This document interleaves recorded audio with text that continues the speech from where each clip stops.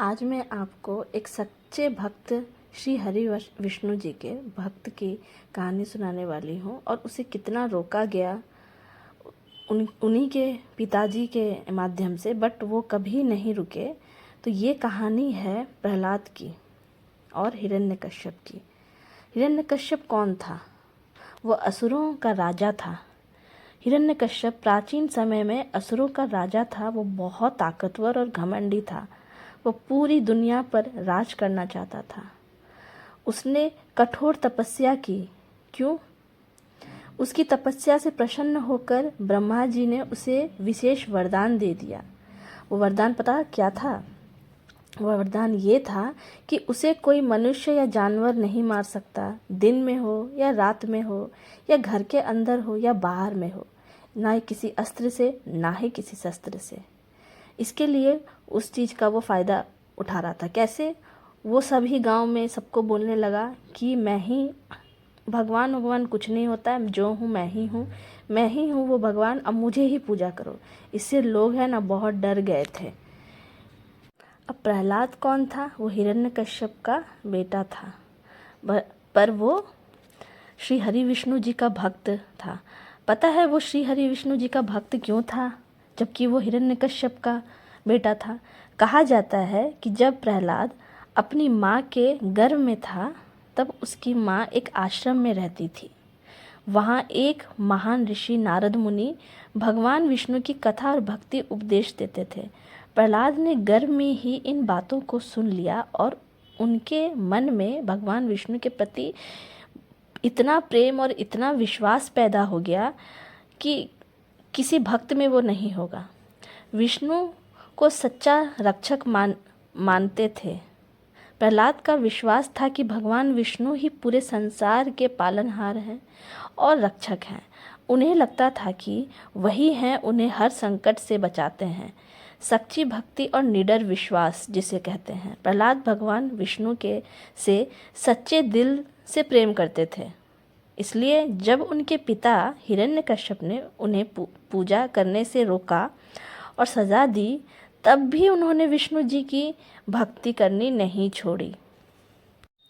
बहुत समय पहले की बात है कि एक शक्तिशाली असुर राजा था जिसका नाम हिरण्यकश्यप था। वो बहुत कठोर तपस्या करके भगवान से वरदान प्राप्त कर लिया था। वरदान क्या था? कि उसे कोई मार न सके, वो अमर रहे। और भगवान ब्रह्मा जी ने ये उन्हें दे दिया था वरदान में। वो वरदान प्राप्त करके अपने आप को इतना शक्तिशाली समझ ले गया था कि उसे किसी का डर नहीं था और वो बोलते थे कि मैं ही भगवान है, मुझे पूजो। इसलिए बोलते ना कि अपनी शक्तियों का कभी गलत ये नहीं उठाना चाहिए। तो हिरण्यकश्यप ने ऐसा किया।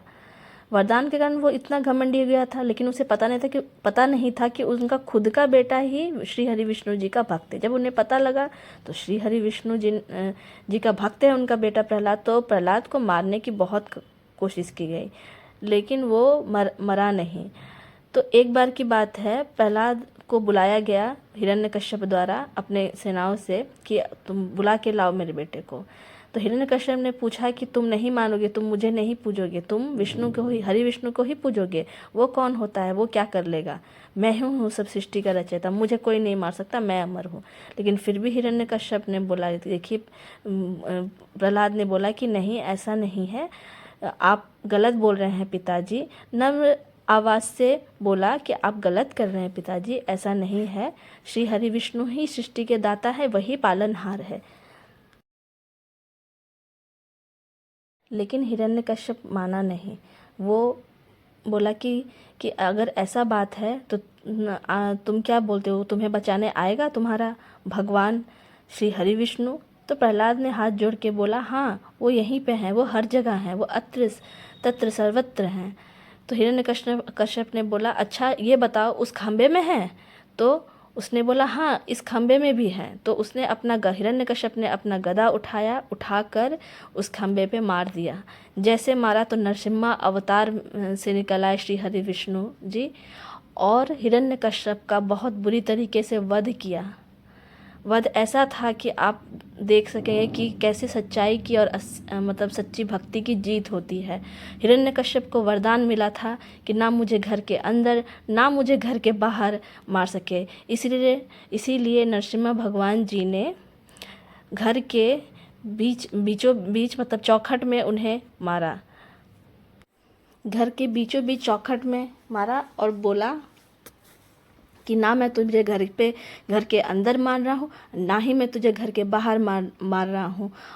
और देख मूर्ख, वो देख सूर्य ना आधा पूरा डूबा है ना पूरा निकला हुआ है, तो मैं तुम्हें आज वो वरदान मैंने ही दिया था मूर्ख, मेरी ही ये थी।